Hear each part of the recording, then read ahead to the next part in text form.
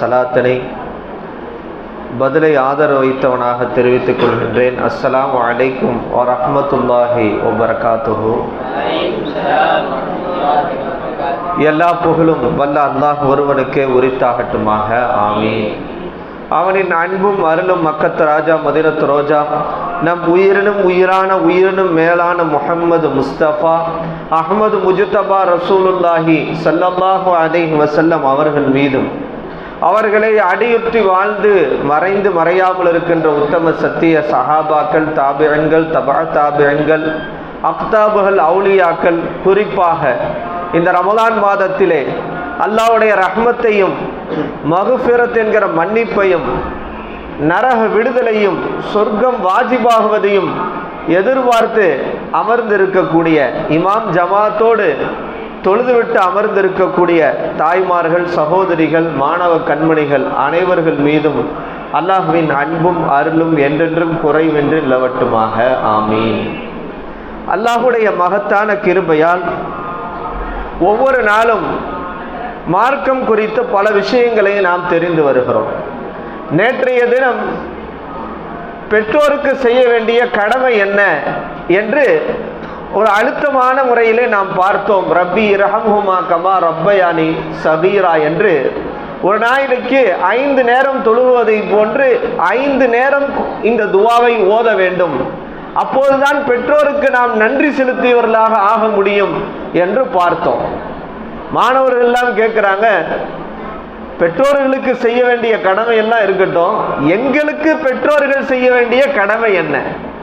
பெற்றோர்கள் எங்களுக்கு செய்ய வேண்டிய கடமை என்ன? அவர்கள் எப்படி நடந்து கொள்ள வேண்டும் என்ற கேள்வி நம்மிடத்திலே எழுகிறது. நபி ஸல்லல்லாஹு அலைஹி வஸல்லம் அவர்கள் ஒரு ஹதீஸிலே சொன்னார்கள். இப்னு அப்பாஸ் ரலியல்லாஹு அறிவிக்கிறார்கள், யா ரசூல் அல்லாஹ், சஹாபாக்கள் கேட்டார்கள், யா ரசூல் அல்லாஹ், அல்லாஹ்வின் தூதரே, கத அலிம்னா ஹக்குல் வாலிதி, பெற்றோருக்கு செய்ய வேண்டிய கடமை என்னவென்று நாங்கள் அறிந்து வைத்திருக்கிறோம்.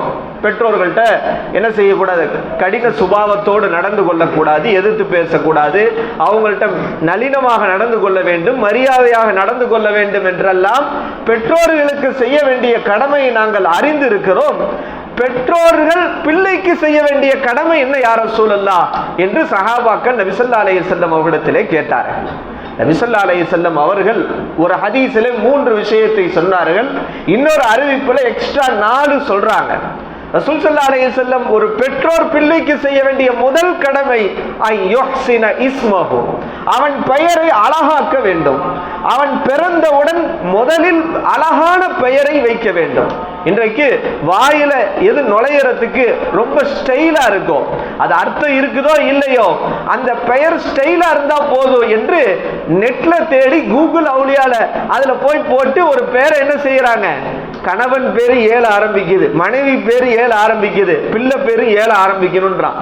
இந்த மாதிரி பெயரை நெட்ல தேடி அர்த்தம் இல்லையாவிட்டாலும் பரவாயில்ல, சொல்வதற்கு ஸ்டைலா இருக்கா, மாடலா இருக்கா என்று பார்க்கிறார்கள்.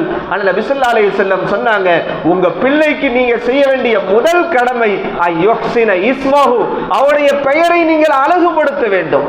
நபி ஸல்லல்லாஹு அலைஹி வஸல்லம் சொன்னார்கள் அல்லவா, நாளைக்கு மறுமையிலே உங்கள் பெயரை கொண்டு நீங்கள் அழைக்கப்படுவீர்கள். மறுமை நாளிலே ரசூல் ஸல்லல்லாஹு அலைஹி வஸல்லம் சொன்னாங்க, அஹப்புல் அஸ்மா இலல்லாஹி அப்துல்லாஹ் வ அப்துர் ரஹ்மான், அல்லாஹ்வுக்கு பிடித்தமான பெயர்களிலே 2 பெயர் அல்லாஹ்வுக்கு மிகவும் பிடிக்கும் என்றார்கள். அப்துல்லா, அப்துர் ரஹ்மான் என்றார்கள். அப்துல்லா, அப்துர் ரஹ்மான் என்கிற இந்த 2 பெயர் அல்லாஹ்வுக்கு மிகவும் பிடித்த பெயர் என்றார்கள் நபி ஸல்லல்லாஹு அலைஹி வஸல்லம். நாசத் அப்துல்லான்றீங்க ஓல்டு மாடலா இருக்கு அப்படி நம்ம நினைக்கிறோம். ஆனால் சஹாபாக்கள் பார்த்தால் அல்லாஹு அக்பர், ஆயிரக்கணக்கான அப்துல்லா என்ற பெயருடைய சஹாபாக்கள் இருந்தார்கள். அப்துல்லா என்ற பெயருடைய ஆயிரக்கணக்கான இமாம்கள் இருந்தார்கள், வலிமார்கள் இருந்தார்கள்.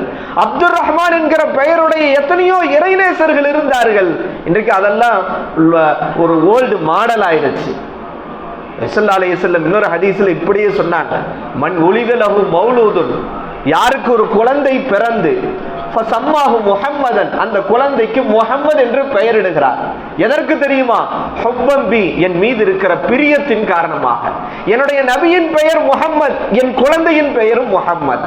வ தபர்ருகம் பி இஸ்மி, என் அந்த பெயரை கொண்டு என் பிள்ளைக்கு பரக்கத் வேண்டும் என்று யார் வைக்கிறாரோ ஹுவ மௌலூதுஹு ஃபில் ஜன்னah, அந்த பெயரை வைத்த தாய் தந்தையும் அந்த குழந்தையும் நாளை மறுமையிலே சுவனத்திலே இருப்பார்கள் என்றார்கள் ரசூல் ஸல்லல்லாஹு அலைஹி வஸல்லம். சஹாபாக்கள்ல எத்தனையோ பேரு சரியில்லை, அர்த்தம் சரியில்லாத போது ஒருத்தருக்கு ரசூல்லாட்ட வந்தாங்க. ரசூல்லா கேட்டாங்க, உன் பேர் என்னன்னு கேட்டாங்க. ஹர்புண்டாரு, பேரு போர்னு அர்த்தம்.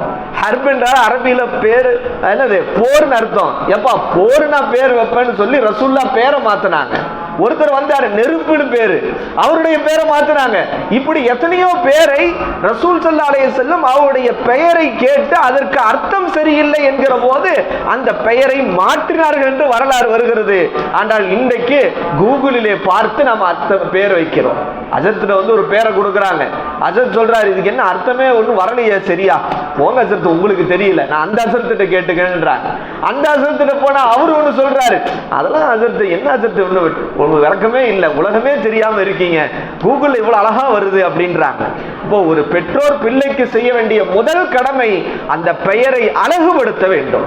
இரண்டாவது ரசூல் ஸல்லல்லாஹு அலைஹி வஸல்லம் ஒரு பெற்றோர் பிள்ளைக்கு செய்ய வேண்டிய கடமை என்ன தெரியுமா?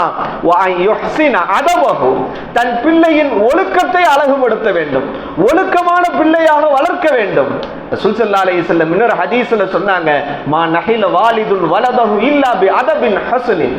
ஒரு பெற்றோர், ஒரு தந்தை தன் பிள்ளைக்கு செய்ய வேண்டிய கிஃப்ட் என்ன தெரியுமா? கொடுக்க வேண்டிய கிஃப்ட் என்ன தெரியுமா? நல்ல விளையாட்டு ஜாமானங்கள் அல்ல, நல்ல ஒரு சைக்கிள் அல்ல, நல்ல கார் அல்ல, அல்லது அவன் கேட்கிற ஆசைப்படுவதெல்லாம் அவன் வாங்கி கொடுக்கிற செல்போன் அல்ல. நபி ஸல்லல்லாஹு அலைஹி வஸல்லம் சொன்னாங்க, ஒரு தந்தை தன் பிள்ளைக்கு செய்ய வேண்டிய அன்பளிப்பிலேயே சிறந்த அன்பளிப்பு ஒழுக்கம் சார்ந்த கல்வியை தன்னுடைய பிள்ளைக்கு கொடுக்க வேண்டும். இன்னைக்கு பார்க்கிறோம், விடுமுறை நாட்கள்ல அல்லாஹு அக்பர், ஞாயிற்றுக்கிழமையோ அல்லது ஏதான விடுமுறை வந்துருச்சுன்னா நம்ம பசங்க பாடா படுறாங்க, தெருவுகள்ல விட்டுறாங்க, அவுத்துட்ட கழுது மாதிரி விட்டுறாங்க. இவன் தெருவா அலையறான் குரூப்பா, அவனுக்கு என்ன செய்யறதுன்னே தெரியல. விளையாடுறான், அங்க போய் அடுத்தவன சண்டை பிடிக்கிறான், அடுத்தவன் வீட்டு பெல் அடிக்கிறான், அடுத்தவன் வீட்டு முன்னாடி விளையாண்டு அவன் கண்ணாடியை உடைக்கிறான், உடைச்சிட்டு ஓடிடுறான், தெருவா சுத்துறாங்க. நம்முடைய பிள்ளைகள், இஸ்லாமிய பிள்ளைகள், இஸ்லாமிய வீட்டு பிள்ளைகள் என்ன செய்வது ஏது செய்வது என்று தெரியாமல் வீடு வீடாக தெருவாக சுற்றுகிறார்கள். இன்னொரு பக்கம் பார்த்தா இரவு நேரத்தில் பார்த்தா இங்க அங்கங்க பார்த்தா வீட்டு வாசலுக்கு வெளியே உட்காந்து போன்ல கேம் விளையாண்டுகிட்டு இருக்கிறான். அவன் தலையை பார்த்தா அல்லாஹ் அக்பர் பிளே கிரவுண்ட் மாதிரி இருக்கு, ரெண்டு சைடு ஃபுல்லா கரண்டி நடுவுல என்னமோ மூடி இருக்குது. அவன் போய் என்ன கேட்டா புள்ளைங்க அப்படின்றான். நீ யாருப்பா அப்படின்னு கேட்டா அது ஒரு டைட்டிலாம், புள்ளிங்களா என்னமோ சொல்றாங்க. அந்த மாதிரி இதெல்லாம் பெற்றோர்களுக்கு தெரிவதில்லை. இங்க இருக்கிற எத்தனையோ தாய்மாருடைய பிள்ளைங்க கூட அப்படி இருக்கலாம், அந்த மாதிரி தான் நிலைமை இருக்குது. அதற்கு காரணம் என்ன? தங்கள் பிள்ளைகளுக்கு சரியான ஒழுக்கத்தை கற்பிக்காமல் இருப்பதுதான் இதற்கான காரணம். சின்ன பிறந்தோன ஆரம்பத்திலிருந்தே, வயிற்றில் இருக்கும் போதே இருந்து ஆரம்பித்து விட வேண்டும். என் பிள்ளை எப்படி வர வேண்டும், என் பிள்ளை எப்படி ஒழுக்கமான வர வேண்டும், ஒழுக்க சீலராக வர வேண்டும், அவன் எப்படி குர்ஆன் ஓத வேண்டும், அவன் எப்படி உலக கல்வியும் மார்க்க கல்வியும் கற்றுக்கொள்ள வேண்டும் என்று பிள்ளை வயிற்றிலே சுமக்க ஆரம்பித்த உடனே ஒரு பெற்றோர் தன்னுடைய இமேஜினேஷன் ஆரம்பிச்சிடணும், தன்னுடைய கற்பனை ஆரம்பித்து விட வேண்டும். ஏதோ வயிற்றில் அல்லாஹ் கொடுத்தா பெத்தோம் எப்படியோ வளர்ந்து தொலையிட்டோம் அப்படின்னு விட்டா நாளைக்கு அல்லாஹ்விடத்திலே நாம் பதில் சொல்ல வேண்டியிருக்கும். ரசூல் ஸல்லல்லாஹு அலைஹி வஸல்லம் அவங்க சொன்னாங்க, மூணாவது சொன்னாங்க, யுஅல்லிமுஹுல் கிதாப், குர்ஆனை தன் பிள்ளைக்கு கற்றுக் கொடுக்க வேண்டும். கம்பத்துல எந்த ஸ்கூல் பெட்டர், சிபிஎஸ்இ ஸ்கூல் எது, ஆன் ஸ்கூல்ல சேர்க்கலாமா, அல்லசர்ல சேர்க்கலாமா, ஆர்ஆர் ஸ்கூல்ல சேர்க்கலாமா, இருக்கிற அம்முட்டு ஸ்கூல்லையும் ஆய்வு செய்யறாங்க. எந்த ஸ்கூல்ல சேர்த்தா என் பிள்ளை எதிர்காலம் வரும், எந்த ஸ்கூல்ல சேர்த்தா என் பிள்ளை டாக்டர் படிக்க முடியும், எந்த ஸ்கூல்ல சேர்த்தா என் பிள்ளை இன்ஜினியர் படிக்க முடியும், எந்த ஸ்கூல்ல சேர்த்தா என் பிள்ளை மிகப்பெரிய கோடீஸ்வரன் ஆகும் யோசிக்கிறாங்க. ஆனா என்னுடைய பிள்ளை எந்த மதரசாவிலே சேர்த்தால் நல்ல ஒழுக்கமானவனாக குர்ஆன் ஓத தெரிந்த நாளைக்கு மறுமையிலே நான் மரணித்தாலும் எனக்கு மறுமையின் ஈடேற்றமாக ஆகக்கூடிய பிள்ளையாக வரும் என்று எந்த பெற்றோரும் யோசிப்பதில்லை. காலையில வேன் வர்றதுக்கு நம்ம அவ்வளவு முயற்சி செய்யறோம், பார்க்குறோம் பெற்றோர்கள் அப்படி இழுத்துட்டு வர்றாங்க. அந்த வேன் வர்ற இடத்துல பார்த்தா கூட்டம். எப்படியாவது என் பிள்ளை அந்த வேன்ல ஏற்றி விட்டு ஸ்கூலுக்கு அமைச்சு பெரிய சாதனையாளர் ஆக்கிடணும்னு நம்ம நினைக்கிறோம். ஆனா மத்த மதரசாவுக்கு காலையில எழுப்பி விட்டு மதரசாவுக்கு அனுப்புறதுக்கு நமக்கு சோம்பேறித்தனம். நம்மளே எந்திரிக்கிறது ரொம்ப சோம்பேறித்தனமா இருக்கும் போது நம்ம பிள்ளையை எப்படி எந்திரிக்க வைப்போம்? ரசூல் ஸல்லல்லாஹு அலைஹி வஸல்லம் அதைத்தான் சொன்னார்கள். நாலாவது, அவனுக்கு பருவ வயது அடைந்து திருமண வயது அடைந்து விட்டால் அவனுக்கு திருமணம் முடித்து வைப்பதும் கூட பெற்றோரின் கடமை. அவன் திருமணம் முடிக்க வைக்காமல் அவன் வழிகட்டு போய்விட்டால் அந்த குற்றம் பெற்றோருக்கு சாரும் என்றார்கள் நபி ஸல்லல்லாஹு அலைஹி வஸல்லம். அல்லாஹ் குர்ஆனிலே இப்படி ஒரு வசனத்துல சொல்றான், யா அய்யுஹல்லதீன ஆமனு, ஈமான் கொண்டவர்களே, கூ அன்ஃபுஸக்கும் வ அஹ்லீக்கும் நாரா, உங்களுடைய நஃப்ஸையும் நரகத்தை விட்டு நீங்கள் பாதுகாத்துக் கொள்ளுங்கள். உங்களுடைய நஃப்ஸை நீங்கள் நரகத்தை விட்டு பாதுகாத்துக் கொள்ளுங்கள், உங்கள் குடும்பத்தையும் நரகத்தை விட்டு பாதுகாத்துக் கொள்ளுங்கள் என்றார்கள். இந்த ஹதீஸின் விரிவுரையில் எழுதுகிறார்கள், நரகத்தை விட்டு பாதுகாக்கிறதுனா எப்படி? உங்கள் பிள்ளைகளுக்கு சரியான மார்க்க கல்வியையும் சரியான ஒழுக்கத்தையும் கற்பியுங்கள், அதுதான் அவர்களை நரகத்தை விட்டு பாதுகாப்பது என்றார்கள் ஹதீஸினுடைய அந்த ஆயத்தினுடைய விரிவுரைகளில். இன்னைக்கு நம்ம ரொம்ப கண்காணிக்கணும். கண்காணிப்புல தவற விட்டீங்கன்னா ரொம்ப பாதிப்பாயிரும். ரசூல் ஸல்லல்லாஹு அலைஹி வஸல்லம் சொன்னாங்க, அலா குல்லுக்கும் ராயின் வ குல்லுக்கும் மஸ்ஊலுன் அன் ரஅய்யத்திஹி, உங்களில் ஒவ்வொருவரும் உங்கள் கண்காணிப்பை குறித்து அல்லாஹ்விடத்திலே கேள்வி கேட்கப்படுவீர்கள். ரசூல் ஸல்லல்லாஹு அலைஹி வஸல்லம் சொன்னாங்க அடுத்து, வல் மர்அத்து ராயியத்துன் அலா அஹ்லி பைத்தி ஜௌஜிஹா வ வலதிஹா, ஒரு குடும்ப தலைவி இருக்கிறார் என்றால் அந்த குடும்ப தலைவி தன்னுடைய கணவருடைய வீட்டை பற்றியும் தன்னுடைய பிள்ளையை பற்றியும் நாளை மறுமையிலே அல்லாஹ்விடத்திலே கேள்வி கேட்கப்படுவார். உன் பிள்ளையை நீ என்ன கண்காணிச்ச, அவன் எங்க போறான், யார்கிட்ட பேசுறான், என்ன பண்றான் என்று எந்த கண்காணிப்பும் இல்லை என்றால் அந்த கண்காணிப்பை குறித்து அல்லாஹ்விடத்திலே கேட்கப்படும் என்று நபி ஸல்லல்லாஹு அலைஹி வஸல்லம் சொன்னாங்க. ஹதீஸ்ல இப்படி இன்னைக்கு என்ன ஆயிருச்சு அப்படின்னா ரொம்ப மோசமாயிருச்சு. தாய்மார்கள் தங்க பிள்ளைகளுடைய விஷயத்துல 4 விஷயத்தை ரொம்ப கவனமா கவனிக்கணும். முதலாவது விஷயம், உங்க பிள்ளைங்க ஸ்கூல்ல யாரோட ஃப்ரெண்ட்ஷிப் வச்சிருக்கிறாங்க, தெருல யாரோட ஃப்ரெண்ட்ஷிப் வச்சிருக்காங்க, இது ரொம்ப முக்கியமான விஷயம். நீங்க இதை கவனிக்க தவறிட்டீங்கன்னா என் புள்ள அவுளியா அப்படிலாம் சொல்றதுக்கு எந்த பிரயோஜனமும் இல்லை. சில பெற்றோர்களுக்கு இப்படி ஒரு நோய் இருக்கு, என் புள்ள நல்லவன் வல்லவன் எந்த தப்பும் செய்ய மாட்டான், இன்னும் என் பிள்ளைய பத்தி இப்படி குறையா சொல்றீங்க இப்படி நினைக்கிறாங்க. பிள்ளைய ரொம்ப நம்புறாங்க. நீங்கள் முதலில் செய்ய வேண்டியது, உங்கள் பிள்ளைகள் பள்ளிக்கூடத்துல யாரோடு ஃப்ரெண்ட்ஷிப் வச்சிருக்கிறான், அவன் தெருவில் யாரோடு ஃப்ரெண்ட்ஷிப் வச்சிருக்கிறான், இதை முதலில் கவனிக்க வேண்டும். ரெண்டாவது, உங்க பிள்ளைங்க வீட்டுல இருந்து விளையாடுறதுக்கு போறாங்களா, சாயங்காலம் வர்றாங்க விளையாட போறாங்க, லீவு டைம்ல விளையாட போறாங்கன்னா யார் கூட போய் விளையாடுறாங்க, எங்க போறாங்க, எவ்வளவு நேரம் விளையாடுறாங்க, டைம் நிர்ணயிக்கணும். நீங்க பாட்டுக்கு அப்பா லீவுண்டா காலையில அவன் போயிடுவான், அல்லாஹ் அக்பர், ஊரை ஃபுல்லா மேய்ஞ்சிட்டு மத்தியானம் சாப்பிட்றது கூட வர்றதில்லை, அவன் சாயங்காலம் வர்றான், எங்க போனா, யார்கிட்ட பேசினா, எங்க சுத்தனா. இதனால் தான் எத்தனையோ பிள்ளைகள் போதை பழக்கத்திற்கு ஆளாகிறார்கள். இங்கிட்டு போய் பாருங்க, கம்பமேட்டில் கிட்ட மேலே ஏறி போனா எத்தனையோ இஸ்லாமிய வாலிபர்கள் கஞ்சாவுக்கு அடிமையாகி இருக்கிறார்கள், போதை பழக்கத்திற்கு அடிமையாக இருக்கிறார்கள். இதற்கு காரணம் என்ன? விடுமுறை நாட்களிலே அவன் சுத்தட்டு ஊரை சுத்த விளையாட போறேன், புள்ள விளையாட போயிட்டான்னு விட்டுறோம். அவன் எங்க எவ்வளவு நேரம் போனான்னு இருதில்லை, நீங்க நிர்ணயிக்க வேண்டும். எப்பா நீ 4 மணிக்கு போனா 5 மணி வரைக்கும் விளையாட்டு, 6 மணி வரைக்கும் விளையாட்டு, உனக்கு 2 hours டைம், இந்த 2 மணி நேரத்தில் நீ விளையாட்டு வீட்டுக்கு வரணும், இத்தனை மணிக்கு தான் நீ வரணும், இத்தனை மணிக்கு போகணும். விளையாடுவதற்கு கூட நீங்க டைம் நிர்ணயிக்க வேண்டிய காலத்தின் கட்டாயம் இருக்கிறது. பின்னாடி அவன் போதை பழக்கத்திற்கு ஆளாகி அவன் மோசமான நிலைக்கு போன பிறகு புலம்புவதில் அழுகுவதில் எந்த அர்த்தமும் இல்லை. மூணாவது, அவனுடைய போன் பயன்பாட்டை நீங்க கவனிக்கணும். அது ஆண் பிள்ளையா இருந்தாலும் சரி, பொம்பளை பிள்ளையா இருந்தாலும் சரி, உங்களுக்கு போன் என்ன, அவன் யார்கிட்ட பேசுறான், போன்ல யாரோட சேட் பண்றான், வெளிப்படை தன்மையோடு இருக்கணும். யார்கிட்ட பேசுறான், யார்கிட்ட சேட் பண்றான், இன்ஸ்டால எப்படி யூஸ் பண்றான், ஃபேஸ்புக்ல எப்படி யூஸ் பண்றான், எல்லாம் உங்களுக்கு தெரியணும். நீங்க தெரியாம நாளைக்கு அவன் யாரோடைய லவ்ல ஈடுபட்டு, அல்லது பெண் பிள்ளையாக இருந்தா யாரோ ஒரு அந்நியானோடு காதலில் ஈடுபட்ட பிறகு, சந்தி சிரித்த பிறகு புலம்புவதிலோ அழுகுவதிலோ எந்த அர்த்தமும் இல்லை. அல்லாஹ் பாதுகாப்பானாக நம் பிள்ளைகளை. மூணாவது, நாலாவது, அவங்க இந்த சினிமாக்களுக்கு கேம்களுக்கு அடிமையாகுவதை நம்ம விட்டுறக்கூடாது. கேம்ல இன்னைக்கு என்ன செய்யறாங்கன்னா, அப்பாவி பெற்றோர்கள், நம்முடைய பெற்றோர்கள் கண்காணிக்க தெரியல, சமாளிக்க முடியல. முன்னாடி எல்லாம் என்ன செய்வாங்க, நிலாவை பார்த்து சோறு ஊட்டுவாங்க, எப்ப அங்க பாரு நிலா அந்த கதை இந்த கதை, நீ கதையும் சொல்ல தெரிய மாட்டேது, ஒன்றும் தெரிய மாட்டேது, தெரிஞ்சதெல்லாம் நாடகம் தான் அப்படின்ற மாதிரி ஆயிப்போச்சு. என்ன செய்யறாங்கன்னா கையில போனை கையில கொடுத்துட்றாங்க. சின்ன வயசுல என்ன செய்யறது, எல்லா வீடுகள்லயும் இருக்கதான் செய்யுது, திட்டதான் முடியுது, கொஞ்சம் கொஞ்சமா கண்ட்ரோல் பண்ண முடியுது, சமாளிக்க முடியல. என்ன செஞ்சிடறாங்க, ஸ்டோரியை பார்த்து என்ன செய்யறாங்க, அவன் இப்படித்தான் பிறந்த, இன்னும் அவனுக்கு விவரமே தெரியல, அவன் ஸ்டோரி பார்க்க ஆரம்பிச்சிடறான், அப்படியே சுத்துறான், அப்படி போகுது.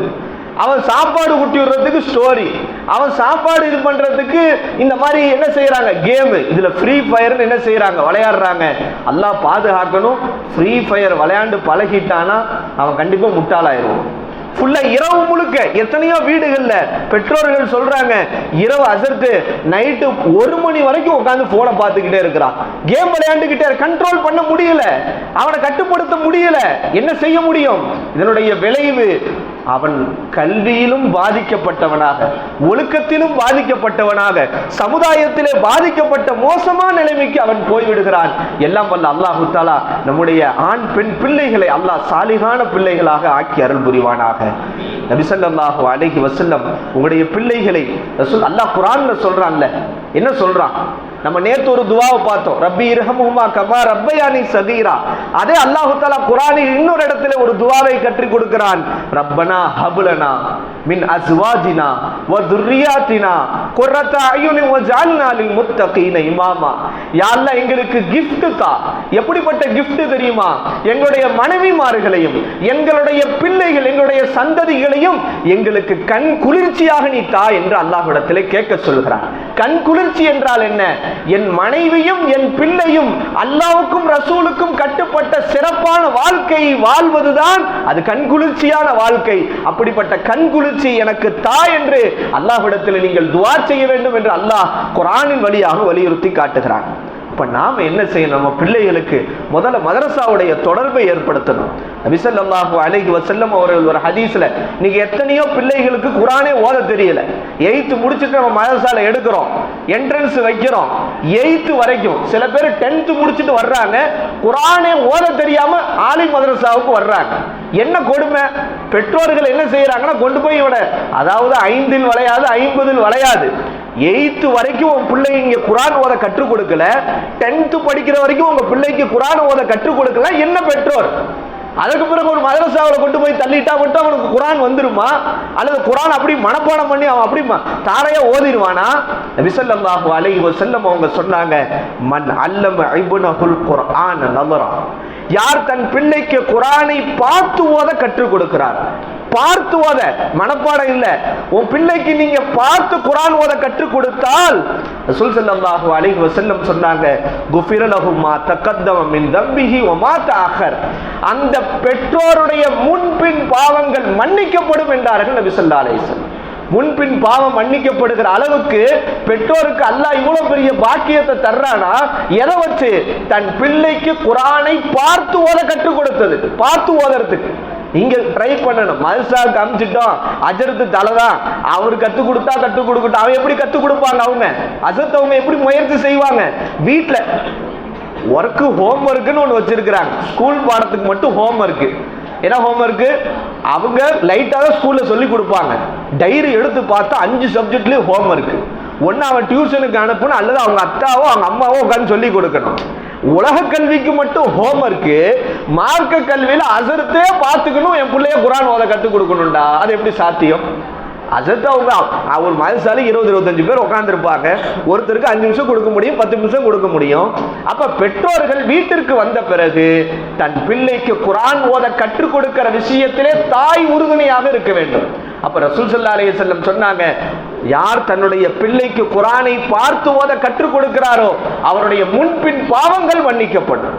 இரண்டாவது ரசூலுல்லாஹ் சொன்னாங்க, யார் தன்னுடைய பிள்ளைக்கு குர்ஆனை மனனம் செய்ய வைக்கிறாரோ, குர்ஆனை மனனம் செய்ய வைக்கிறாரோ, பஅஸஹுல்லாஹு யௌமல் கியாமத்தி அலா சூரத்தில் கமர் லைலத்தல் பத்ர், 14ஆம் பிறை எப்படி முழு நிலவு அப்படி பிரகாசமாக இருக்கிறதோ, அந்த பெற்றோர்கள் தன் பிள்ளையை குர்ஆன் மனனம் செய்ய வைத்த அந்த பெற்றோர்கள் நாளை மறுமையில் அல்லாஹ் தஆலா 14ஆம் பிறை பிரகாசத்தை போன்று அப்படி பிரகாசமாக அல்லாஹ் எழுப்புவானாம்.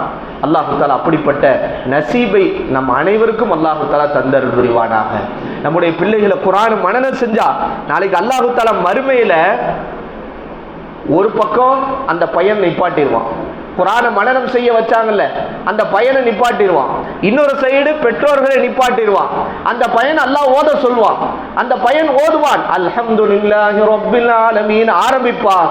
ஓத ஓத ஓத ஒவ்வொரு ஆயத்திற்கும் இன்னொரு பக்கம் அவருடைய தாய் தந்தையருக்கு அந்தஸ்து உயர்த்தி கொண்டே இருப்பானா. முழு குர்ஆனையும் இவர் ஓதுவார், அவருடைய பெற்றோருக்கு நாளைக்கு சொர்க்கத்தில் அந்தஸ்தை அல்லாஹ் உயர்த்தி கொண்டே இருப்பான் என்ற ஹதீசுகளை பார்க்கிற போது எவ்வளவு பெரிய பாக்கியம். நம்முடைய பிள்ளைகளுடைய விஷயத்திலே நாம் மார்க்க கல்வி விஷயத்துல கவனம் எடுக்கணும். நாளைக்கு அல்லாஹ் தஆலா தாய் தந்தையர்களுக்கு சொர்க்கத்துடைய ஆடையை அணிவிச்சு விடுவானா. சொர்க்கத்தின் ஆடையை கியாமத்து நாளிலே அணிவித்து விடுவானாம். சொர்க்கத்து ஆடை எப்படி இருக்கும்? இன்னைக்கு பார்க்கலாம், ரம்ஜான்ல ட்ரெஸ் எடுத்தா எப்படி எடுக்கிறோம் ட்ரெஸ். நாளைக்கு சொர்க்கத்தின் ஆடை அந்த பெற்றோர்கள் ஆச்சரியப்பட்டு போவாங்களாம், யாருலா எதுக்கு எங்களுக்கு போட்டு விடுற, நாங்க அப்படி ஒன்றும் பெருசால அமல் செய்யலையே, நாங்க என்ன அமல் செஞ்சோம் அப்படின்னு அவங்க ஆச்சரியப்படுவாங்க. அப்போது அவனுக்கு சொல்லப்படுமா, நீங்கள் அமல் செய்ததற்காக சொர்க்கத்தின் ஆடை அல்ல உங்களுக்கு, உங்கள் பிள்ளைகளுக்கு குர்ஆனை கற்றுக் கொடுத்ததற்கு முயற்சி செய்ததற்காகத்தான் இந்த சொர்க்கத்தின் ஆடை உங்களுக்கு அணிவிக்கப்படுகிறது என்று சொல்லப்படுவான். அல்லாஹு அக்பர், எவ்வளவு பெரிய நசீப். ரசூல் ஸல்லல்லாஹு அலைஹி வஸல்லம் சொன்னாங்க, மன் கரஅல் குர்ஆன வ இஸ்தலஹரஹு ஃபஅஹல்ல ஹலாலஹு வ ஹர்ரம ஹராமஹு, யார் குர்ஆனை ஓதி முழு குர்ஆனையும் மனனம் செய்கிறாரோ, ஹலாலை ஹலாலாக்கி ஹராமை ஹராமாக்குகிறாரோ, அந்த நபர் அவரையும் அல்லாஹ் சொர்க்கத்தில் நுழைய செய்வான். அவரின் பரிந்துரையிலே அவர் குடும்பத்தில் நரகம் வாஜிபான 10 முஸ்லிமை அவர் பரிந்துரையால் சொர்க்கத்திற்கு அழைத்து செல்ல முடியும். குர்ஆனை மனனம் செய்த ஹாஃபிலுக்கு அந்த அந்தஸ்து. நம்ம யூசுப் அவ்வளோ அழகா ஓதுறாங்க. அவங்க கையில 10 பேருக்கு டிக்கெட் இருக்குது. என்ன 10 பேருக்கு டிக்கெட்டு? அவங்க நினைச்சா அவங்க குடும்பத்துல நரகம் வாஜிபான 10 பேர் அவங்க சொர்க்கத்துக்கு அழைச்சிட்டு போயிடலாம். அப்ப நாமும் நம்முடைய பிள்ளைகளை குர்ஆனை மனனம் செய்த ஹாஃபிலாக ஆக்கினால் நாமும் நம் பிள்ளையும் நம்மை சொர்க்கத்திற்கு அழைத்து செல்லக்கூடிய பிள்ளைகளாக ஆகுவார்கள். அல்லாஹ் தஆலா அப்படிப்பட்ட நசீபை நம்ம குடும்பத்தார்களுக்கு அல்லாஹ் தந்தருள் புரிவானாக. நபி ஸல்லல்லாஹு அலைஹி வஸல்லம் சொன்னாங்க, லவ் ஜுஇலல் குர்ஆனு ஃபீ இஹாபின், ஒரு தோல் பையிலே குர்ஆனை வைத்து அதை நெருப்பிலே போட்டால் நெருப்பை அது எரிக்காது, நெருப்பு அதை எரிக்காது என்றார்கள். இந்த ஹதீஸின் விரிவுரையில் எழுதுகிறார்கள், ஒரு மனிதனுடைய உள்ளத்திலே குர்ஆன் வந்துவிட்டால், முழு குர்ஆனும் வந்துவிட்டால், அவர் ஒருவேளை பாவம் செய்து அவரை நரகத்திலே போட்டால் கூட நரக நெருப்பு அவரை தீண்டாது என்கிறார்கள். அல்லாஹ் அக்பர். குர்ஆனை மனனத்தை குர்ஆனை உள்ளத்திலே சுமந்திருக்கிறவரை நரக நெருப்பு கூட தீண்டாது என்கிறார்கள் என்றால் எவ்வளவு பெரிய பாக்கியம். நாம் எவ்வளவு இதை இழந்து கொண்டிருக்கிறோம். எல்லாம் அல்ல அன்பான தாய்மார்களே, நாம் நியத்து வைக்கணும், இன்ஷா அல்லாஹ் என் பிள்ளைய இன்ஷா அல்லாஹ் குர்ஆனை அவன் பார்த்து ஓதுவதற்கு இன்ஷா அல்லாஹ் நான் முயற்சி செய்வேன். அவன் குர்ஆனை மனனம் செய்வதற்கு நான் முயற்சி செய்வேன். அது ஆண் பிள்ளையா இருந்தாலும் பெண் பிள்ளையா இருந்தாலும் சரி, மார்க்க கல்வியை கொடுத்து நான் வளர்த்துவேன். ஏன்னா நபி ஸல்லல்லாஹு அலைஹி வஸல்லம் சொன்னாங்க, இதா மாத்தல் இன்சான் இன்கத்த அன்ஹு அமலுஹு இல்லா மின் ஸலாஸ், ஒரு மனிதன் மரணித்து விட்டால் எல்லாம் துண்டித்து விடும் 3 விஷயத்தை தவிர. 3 விஷயம் தான் அவன் கபருக்கு வரும். சதகத்துன் ஜாரியா, அவன் இந்த உலகத்திலே விட்டு சென்ற நிரந்தர தர்மம் அவன் மௌத்தான பிறகும் அவன் கபருக்கு நன்மை வந்து கொண்டே இருக்கும். 2வது அவன் இன்னொருத்தருக்கு கல்வியை சொல்லிக் கொடுத்திருந்தால் அவர் இன்னொருத்தருக்கு சொல்லிக் கொடுக்கிறார், இந்த கல்வியை சொல்லிக் கொடுத்தவருடைய நன்மை கபருக்கு வரும். 3வது வலதுன் சாலிஹுன் யதுலஹு, நீங்கள் மௌத்தான பிறகு நீங்கள் விட்டு சென்ற சாலிகான குழந்தை செய்யக்கூடிய துஆ உங்கள் கபருக்கு வரும் என்றார்கள். நம்முடைய பிள்ளைகளை இந்த ஹதீஸுக்கேற்ப சாலிகான பிள்ளைகளாக நம் ஆண் பெண் பிள்ளைகளை அல்லாஹ் ஆக்கி அருள் புரிவானாக. ஈசா அலைஹிஸ்ஸலாம் ஒரு கபர்ஸ்தான் வழியாக நடந்து சென்றார்கள். பார்த்தார்கள், அங்கு ஒரு மையத்து அதாபு செய்யப்பட்டு கொண்டிருந்தது, ஒரு கபரிலே அதாபு செய்யப்பட்டு கொண்டிருந்தது. போய்விட்டு மீண்டும் அதே வழியே வந்தார்கள். பார்த்தார்கள், அதே கபரிலே இருக்கக்கூடிய நபர், அந்த கபர் சொர்க்க பூஞ்சோலையாக இருந்தது. அல்லாஹ்விடத்தில் ஈசா அலைஹிஸ்ஸலாம் கேட்டார்கள், யா அல்லாஹ், போகிற போது அந்த மையத்தை பார்த்தேன், கபர் வேதனை செய்யப்பட்டு கொண்டிருந்தது, மீண்டும் வரும்போது பார்த்தேன் கபர் சொர்க்க பூஞ்சோலையாக இருந்தது, எப்படி மாறியது என்று கேட்டபோது அல்லாஹ் தஆலா சொன்னான், அந்த கபரிலே அடக்கப்பட்ட மனிதர் பாவி, அதனால் அவரை நான் வேதனை செய்ய கொண்டிருந்தேன். ஆனால் அவர் இந்த உலகத்தை விட்டு மௌத்தாகிற போது தன் மனைவியின் வயிற்றிலே குழந்தையை விட்டு சென்றார். இவர் மௌத்தாகி கபரிலே அடக்கப்பட்ட பிறகு இவர் மனைவி குழந்தையை பெற்றெடுத்தார். அந்த குழந்தை ஒரு மதரசாவிலே அமர்ந்து பிஸ்மில்லாஹிர் ரஹ்மானிர் ரஹீம் என்று ஓதுகிறது. இந்த அடியான் எனக்கு மாறு செய்த பாவிதான், அதனால் இவனை வேதனை செய்தேன். ஆனால் இவனை வேதனை செய்கிற போது இவனுடைய பிள்ளை ஒரு மதரசாவிலே உட்கார்ந்து பிஸ்மில்லாஹிர் ரஹ்மானிர் ரஹீம் என்று ஓதுகிறது. எனவே அவருடைய தந்தை எனக்கு மாறு செய்தாலும் அவரை வேதனை செய்வதற்கு நான் வெட்கப்படுகிறேன். எனவே அவர் பிள்ளை ஓதிய பிஸ்மில்லாவுக்காக இவரினுடைய வேதனையை நான் உயர்த்தி விட்டேன் என்று அல்லாஹு தஆலா சொன்னான் என்றால் எவ்வளவு பெரிய வாக்கியம். ஆக அன்பான தாய்மார்களே, நம்முடைய பிள்ளைகளை ஒழுக்கமானவர்களாக, ஒழுக்க சீலர்களாக, இம்மைக்கும் மறுமைக்கும் வெற்றியாளர்களாக நாம் ஆக்க வேண்டும். உலகத்தின் எவ்வளவு உயர்ந்த படிப்புகளை நாம் படிக்க வேண்டும். டாக்டர்கள் ஆக்க வேண்டும், இன்ஜினியர்கள் ஆக்க வேண்டும், ஆராய்ச்சிக்கா எல்லா படிப்பையும் படிக்க வைக்கணும். ஆனால் அதே நேரத்திலே அவனை குர்ஆனை மனனம் செய்கின்ற, மார்க்க கல்வியை கற்றுக்கொண்ட ஒழுக்க சீலர்களாக ஆண் பெண் பிள்ளைகளை நாம் உருவாக்குவது நம் மீது கட்டாயம். அல்லாஹ் இதை குறித்து நம்மிடத்திலே கேள்வி கேட்பான். அந்த கேள்விக்கு பதில் சொல்லும் விதத்திலே அல்லாஹ் செயல்படுகின்ற நல்ல பெரும் பாக்கியத்தை உங்களுக்கும் எனக்கும் எல்லாம் வல்ல அல்லாஹ் தஆலா தந்தருள் புரிவானாக. அஸ்ஸலாமு அலைக்கும் வ ரஹ்மத்துல்லாஹி வ பரக்காத்துஹு.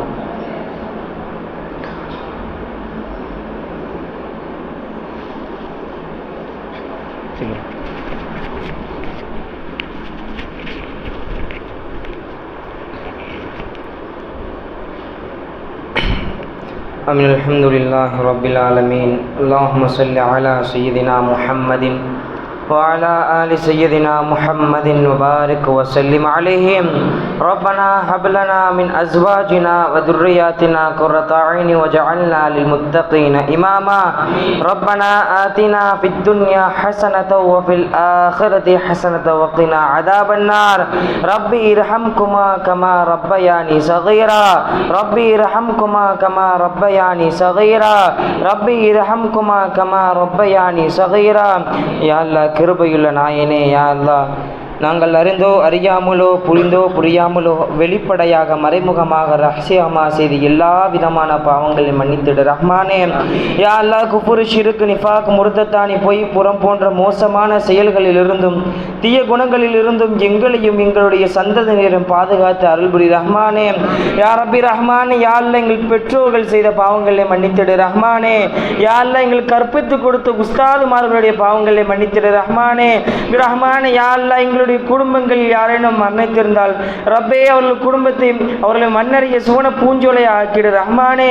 ரஹ்மானே, யா அல்லாஹ், எங்களுடைய குடும்பங்களில் யாரேனும் நோய்வாய்ப்பட்டிருந்தால் ரப்பே அவர்களுக்கு ஷிஃபாவை கொடுத்துடு யா அல்லாஹ். யா ரப்பி ரஹ்மானே, யா அல்லாஹ், எங்கள் குடும்பத்தில் யாரும் திருமணமாகாமல் இருந்தால் ரப்பே அவர்கள் சாலிஹான ஜோடியை அமைத்து கொடுத்துடு ரஹ்மானே. ரஹ்மானே, யா அல்லாஹ், எங்கள் குடும்பங்களில் யாரேனும் குழந்தை பாக்கியம் இல்லாமல் இருந்தால் ரஹ்மானே, யா அல்லாஹ், அவர்களுக்கு குழந்தை பாக்கியத்தை கொடுத்துடு ரப்பே. யா ரப்பி ரஹ்மானே, யா அல்லாஹ், நாங்கள் மரணித்த பிறகு எங்களுக்கு துஆ செய்யக்கூடிய பிள்ளையாக எங்கள் பிள்ளைகளை ஆக்கி அருள்புரி ரஹ்மானே. ரஹ்மானே, யா அல்லாஹ், போதை பொருள் போன்ற மோசமான விஷயங்களுக்கு எங்கள் பிள்ளைகளை ஆளாக்கி விடாதே ரஹ்மானே. ரஹ்மானே, யா அல்லாஹ், மொபைலின் மூலமாக அடிமைகளாக எங்கள் பிள்ளைகளை ஆக்கி விடாதே ரஹ்மானே. ரஹ்மானே, யா அல்லாஹ், ஆக்சிடென்ட் போன்ற மோசமான விபத்துகளை விட்டு காப்பாற்றிடு ரஹ்மானே. ரஹ்மானே, யா அல்லாஹ், திடீர் மரணங்களை விட்டு எங்களை காப்பாற்றிடு ரஹ்மானே.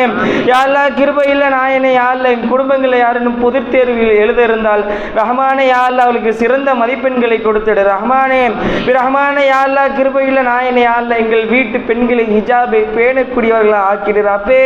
யா ரப்பி ரஹ்மானே, யா அல்லாஹ், எங்கள் வீட்டு பெண்களை சாலிஹானவர்களாக ஆக்கிடு ரஹ்மானே. ரஹ்மானே, யா அல்லாஹ், கணவன் மனைவிக்கு மத்தியில் ஒரு பிணைப்பை கொடுத்துடு ரப்பே. ரஹ்மானே, யா அல்லாஹ், மாமியார் மர்களுக்கு மத்தியில் ஒரு அன்பை கொடுத்துடு ரஹ்மானே.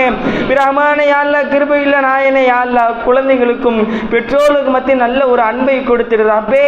யா ரப்பி ரஹ்மானே, யா அல்லாஹ், கிருபையுள்ள நாயனே, யா அல்லாஹ், உன்னிடத்தில் நாங்கள் எதையெல்லாம் கேட்டோமோ எதையெல்லாம் கேட்க மறந்தோமோ அத்தனை ஏற்றுக்கொள் ரஹ்மானே.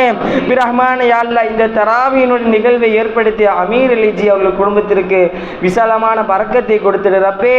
ரஹ்மானே, யா அல்லாஹ், அவர்கள் குடும்பத்தார்களுக்கு நீண்ட ஆயுளை கொடுத்துடு ரஹ்மானே. ரஹ்மானே, யா அல்லாஹ், குடும்பத்தில் ஏதேனும் பிரச்சனைகள் இருந்தால் யா அல்லாஹ் தீர்த்து வைத்திடு ரஹ்மானே. ரஹ்மானே, யா அல்லாஹ், எங்களுக்கு இங்கு தொழுத அனைவர்களுக்கு பரக்கத்தை செய்திரு ரஹ்மானே. ரஹ்மானே அவர்கள் கணவன்மார்களுடைய தொழிலை பறக்கச் செய்திரு யா அல்லாஹ். ரஹ்மானே யா அல்லாஹ், உன்னிடத்தில் எதையெல்லாம் கேட்டோமோ எதையெல்லாம் கேட்க மறந்தோமோ அத்தனையும் கபூல் செய்திரு யா அல்லாஹ். ரஹ்மானே யா அல்லாஹ், எங்களிடத்தில் யாரும் துஆ செய்ய சொல்லியிருந்தால் ரப்பே அவளுக்கு என்னென்ன ஹலாலான ஹாஜத்துக்கள் இருக்கிறதோ யா அல்லாஹ் அத்தனையும் நீ நிறைவேற்றி கொடுத்துரு யா அல்லாஹ். ரப்பனா ஆத்தினா ஃபித் துன்யா ஹஸனத்தோ வஃபில் ஆখিরাতি ஹஸனத்தோ வகினா அதாபன்னார். ரப்பனா தகப்பல் துஆனா பிஜாயி முஹம்மதின் ஸல்லல்லாஹு அலைஹி வஸல்லம். ஆமீன். சுப்ஹான ரப்பிக ரப்பில் இஸ்ஸத்தி அம்மா யசிஃபூன் வ ஸலாமுன் அலல் முர்ஸலீன் வல்ஹம்துலில்லாஹி ரப்பில் ஆலமீன்.